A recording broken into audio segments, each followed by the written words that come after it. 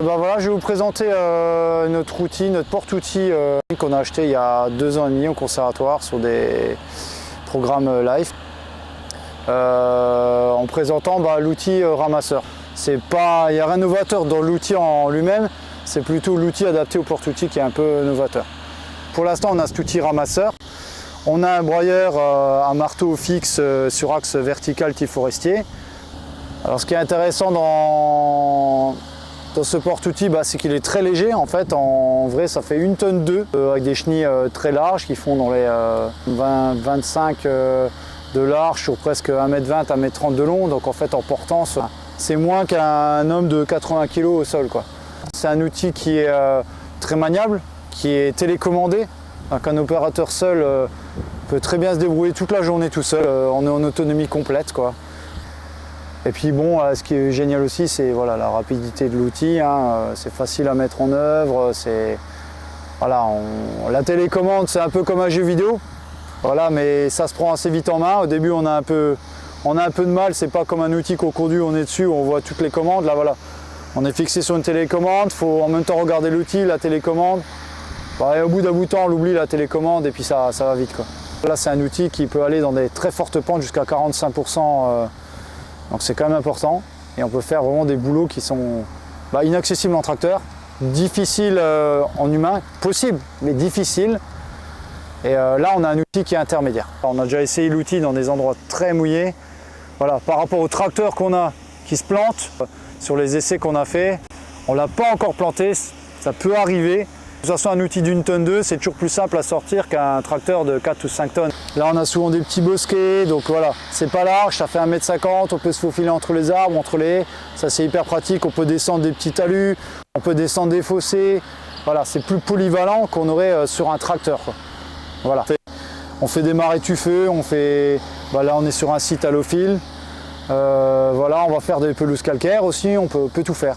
Sur le transport, pareil, c'est quand même plus facile qu'un tracteur. On n'a pas besoin de très grosses remorques, pas besoin forcément d'un très gros engin pour tirer. Et puis bon, forcément l'outil est assez léger, donc en consommation diesel, ça reste quand même assez plus minime qu'un tracteur plus lourd. Ça, c'est une évidence. Attention, plus c'est lourd, plus ça va consommer.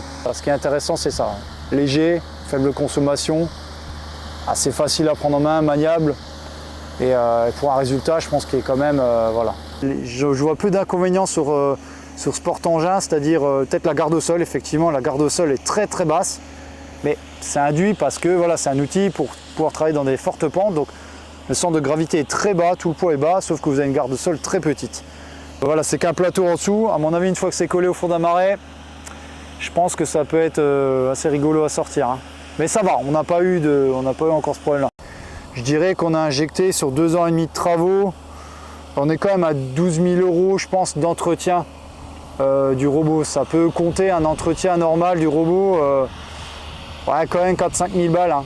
C'est pas rien. Alors c'est que des pièces d'usure, il n'y a pas eu de casse, grosse casse du tout. C'est des cils en bloc, c'est des roulements, c'est les chenilles. Les chenilles, gros inconvénient les chenilles, tiens.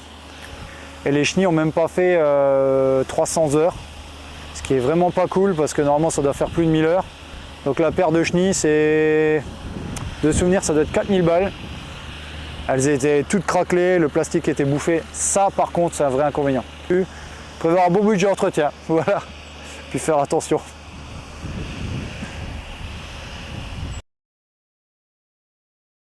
Le fait de ramasser avec ce râteau-là, voilà, on n'a déjà qu'un passage, c'est déjà bien. On va pas faire 36 000 passages déjà. Pas trop impacter le sol ni les espèces. Et ce qui est très bien, c'est que sur l'outil, on peut régler la hauteur d'où on veut prendre la matière. Donc imaginons, pour X raisons, certains sites, on nous demande de faucher très haut, de laisser la strate basse. Voilà, cet outil-là, c'est facile. On descend, on le laisse à 15-20 cm du sol, et voilà, il ne descendra pas plus bas. Et surtout, on a constaté, encore à confirmer mes collègues scientifiques, mais que effectivement tout ce qui est orthoptère, toutes ces choses-là, elles peuvent très facilement en fait partir à gauche, à droite, voilà. Elles ne vont pas rentrer dans un outil qui va les aspirer, qui va les broyer.